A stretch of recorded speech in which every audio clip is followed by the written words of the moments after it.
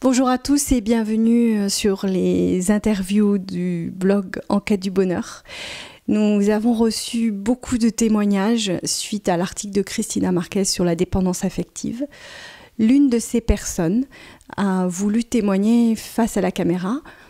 Vous verrez, son identité est masquée parce qu'elle n'est pas tout à fait encore sortie de cette histoire, mais elle a vraiment voulu vous raconter son histoire, vous raconter comment elle essaie aujourd'hui de s'en sortir.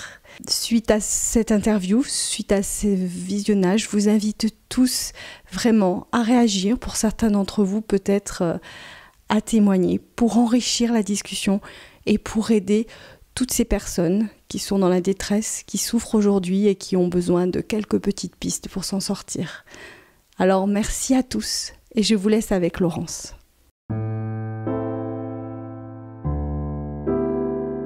Bonjour Laurence, et merci d'avoir accepté de témoigner pour En quête du bonheur sur votre histoire de dépendance affective, qui concerne, on l'a vu, beaucoup de personnes, de femmes, mais aussi d'hommes, ne les oublions pas. C'est vraiment important d'en parler, de témoigner pour que peut-être justement ces personnes qui n'osaient pas, ces personnes qui n'osent pas, peut-être tous ces hommes aussi, se mettent à parler aussi pour se faire aider et pour s'en sortir. Alors, moi, j'aimerais bien au tout départ, Laurence, que vous nous racontiez votre histoire, vous nous racontiez votre rencontre à la base avec cet homme dans le cadre de cette relation et puis ce qui s'est passé ensuite. Oui, alors bonjour. Alors moi, c'est une histoire un peu banale. J'ai eu des enfants, je me suis mariée, j'ai divorcé, j'ai eu une grave maladie et j'ai perdu des proches, à la suite de quoi j'ai réussi à me reconstruire un peu. Et par hasard, alors que je ne l'attendais pas, j'ai rencontré cet homme qui m'a charmée, voilà. Physiquement, il m'a plu. Après, il était souriant, charmeur. Et on a appris un petit peu à se connaître. Il était très attentionné envers moi. Très câlin, très tendre, des choses voilà, que je n'avais pas forcément connues dans ma vie précédemment. Et évidemment, on ne peut que succomber face à un homme voilà, qui prend soin de vous. Donc les choses se sont mises en place petit à petit. Et on est sortis ensemble, on a fait des week-ends ensemble, etc. Et puis petit à petit...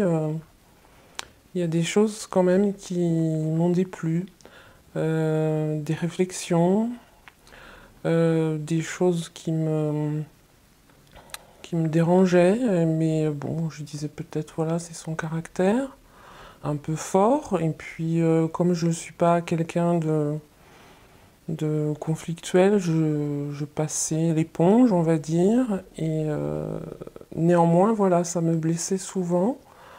Et Ces petites choses, Laurence, sont arrivées pas tout de suite lors de votre rencontre, mais après un certain temps, ou elles sont arrivées assez rapidement après votre rencontre, ces petites réflexions blessantes, etc.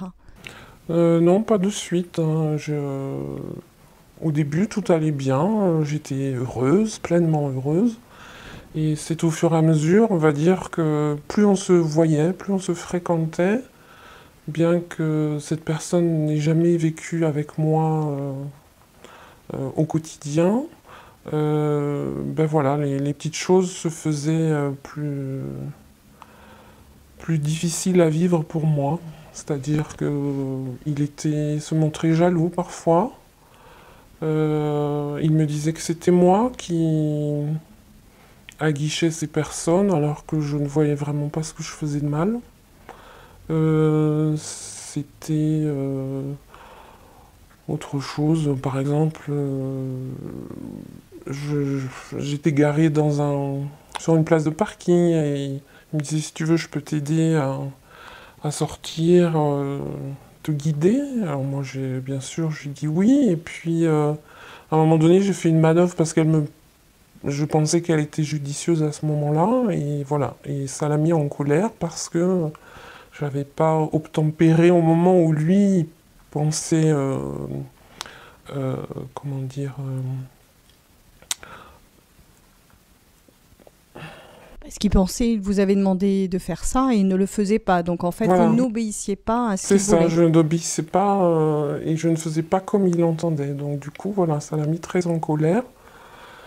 Et voilà, tout ça, ça me déstabilisait parce que je disais, mais je comprends pas comment on peut se mettre en colère pour si peu, y a pas matière à, et surtout, je mérite pas ça, quoi, pour si peu. Et c'était, voilà, l'accumulation de toutes ces choses-là, où quand je décidais de changer un programme, je lui en parlais, mais voilà, tout d'un coup, le fait de alors que je disais, mais on le fait ensemble, même si on déprogramme ce qu'on avait prévu et qu'on le reprogramme à un autre moment, c'est pas grave. L'essentiel, voilà, pour moi, c'était d'être ensemble. Mais ça lui plaisait pas, il se mettait en colère. Bah, du coup, je le comprenais pas, on se comprenait pas et Vous me parliez aussi beaucoup, Laurence, quand on s'était rencontrés, aussi de culpabilité, c'est-à-dire qu'il vous culpabilisait beaucoup, notamment par rapport à vos disputes. Vous vous oui, sentiez à chaque fois très culpabilisé, vous demandant à chaque fois si c'était votre faute, etc. oui. Vous pourriez nous expliquer un petit peu ou nous donner quelques exemples? Euh, oui, il disait tout le temps que c'était de ma faute, que je comprenais pas, que je le comprenais pas, et, euh, et j'étais pas bien parce que je me disais, mais ça doit être moi, je dois pas faire ce qu'il faut, je dois pas dire ce qu'il faut. Euh, je, J'étais complètement perdu au point, voilà, quand j'avais fait quelque chose qui ne lui convenait pas et qu'il du coup prenait la fuite parce que souvent c'était sa façon de procéder. Bah, puisque c'est comme ça me plaît pas, je m'en vais, je te laisse toute seule. Du coup, j'appelais mes amis à la rescousse pour un petit peu en parler avec elles, le partager avec elles et essayer de voir si effectivement le problème venait de moi ou voilà, est-ce que j'avais un problème de communication avec cet homme? Qu'est-ce qui se passait? J'avais besoin de le partager, de le comprendre et peut-être d'être rassuré. Et là, je l'étais effectivement souvent par mes amis qui me disaient, mais non, non, ne t'inquiète pas, c'est lui qui est comme ça. Et, euh, et voilà.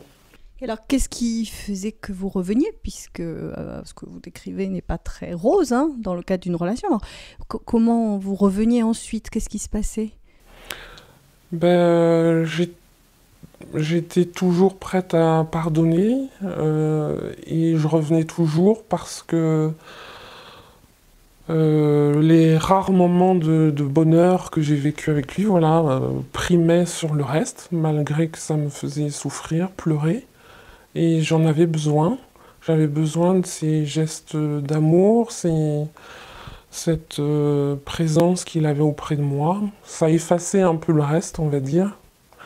Et, hum, et voilà, et il savait vraiment y faire pour à chaque fois me rattraper dans ses filets. C'est-à-dire qu'il revenait vers vous à chaque dispute, il revenait vers vous, Oui, c'est il ça? revenait vers moi comme si de rien n'était, faisant abstraction complète des problèmes qu'on venait de rencontrer, de la dispute qu'on venait d'avoir. Et c'était toujours, voilà, des petits mots d'amour par portable ou des post-it avec plein de gentillesse. Donc voilà, j'avais tendance à occulter du coup le reste. Et ça recommençait après. Et ça recommençait inévitablement. En fait, voilà, ce qui est très déstabilisant dans une relation comme celle-ci, c'est que vous savez pas d'où le coup peut partir et quand il peut arriver, quoi.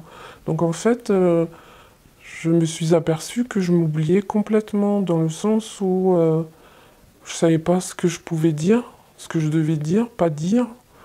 Qu'est-ce qui pourrait le mettre en colère, le contrarier. Et du coup, voilà, je voyais bien qu'il y avait quelque chose qui clochait. Mais malgré tout, voilà, je restais avec lui. Et aujourd'hui, Laurence, vous en êtes où? Alors aujourd'hui, j'ai mis un peu beaucoup de distance avec cet homme, même si tout n'est pas complètement réglé pour moi, parce que j'ai encore beaucoup d'attachement pour lui, pour toutes les belles choses que j'ai vécues avec lui. Mais j'ai bien conscience que c'est pas une relation viable pour moi, parce que c'est pas ce que j'attends dans ma vie future.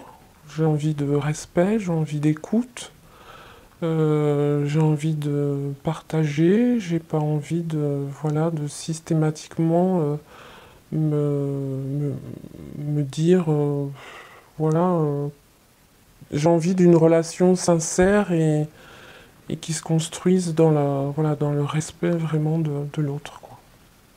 Et c'est pas ce que je peux avoir avec cet homme. Qu'est-ce que aujourd'hui vous comptez faire si je ne sais pas où vous en êtes, si vous avez rompu, s'il vous rappelle, s'il vous rappelle pas. Enfin, comment vous voyez votre avenir maintenant? Déjà, j'ai la chance d'être très très entourée par ma famille, mes amis, mes collègues de travail, à qui j'ai toujours pu confier, voilà, mes chagrins, mes difficultés. Et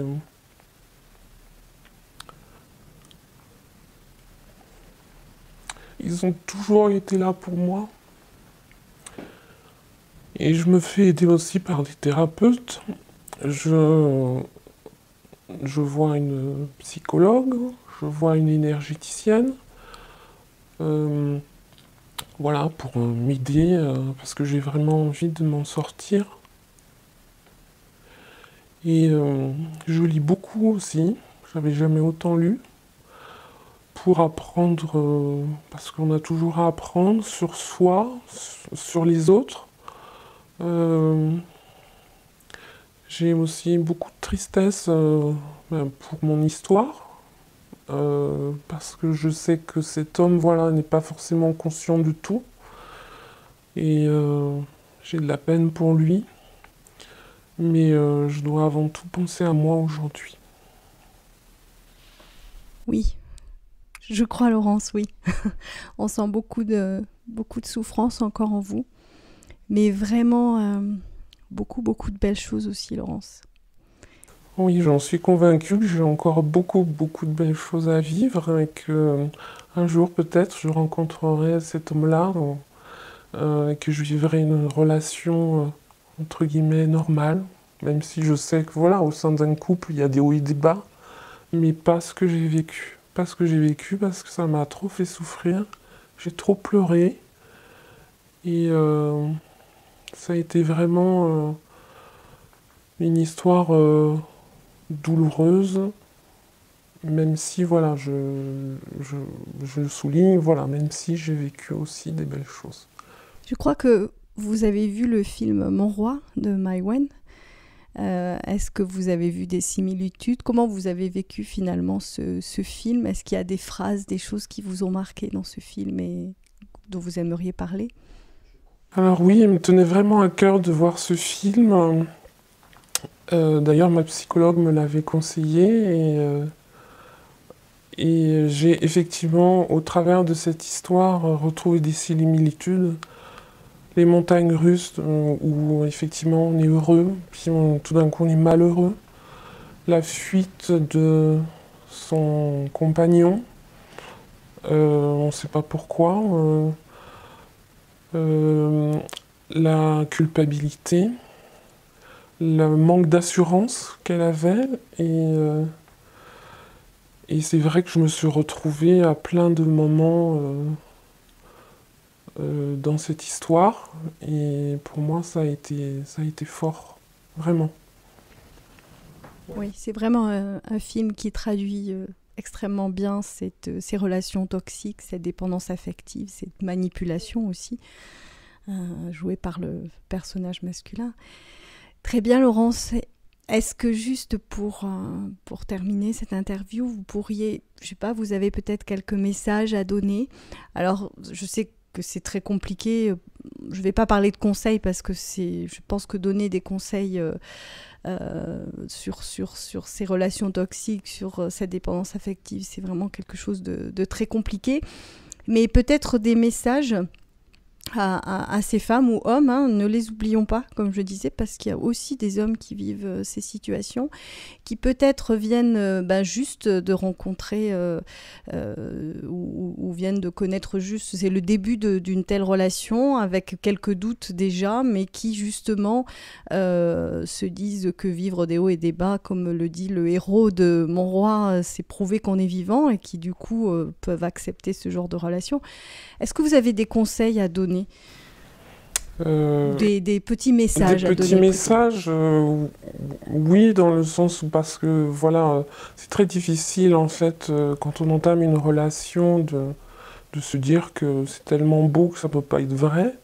Mais à la fois, voilà, quand on voit que ça dérape, et je suis sûre qu'au fond de soi, on sait qu'il y a des choses, voilà, qui ne sont pas acceptables, normales, d'écouter son cœur et de se dire que il ne faut pas l'accepter, il ne faut pas accepter de se faire maltraiter comme cela, et qu'il faut en parler. Voilà, je conseille en tout cas, voilà, de ne pas rester seul, de vraiment dépasser ses peurs, de dépasser peut-être la honte qu'on peut avoir, pour se tourner vers ses amis, sa famille. Il y a toujours quelqu'un, je pense, dans son entourage de bienveillant, qui pourra vous écouter et qui pourra vous aider d'une quelconque façon pour vous remettre sur le chemin, voilà, que vous devez suivre, et pas rester sur un chemin qui n'est pas le vôtre.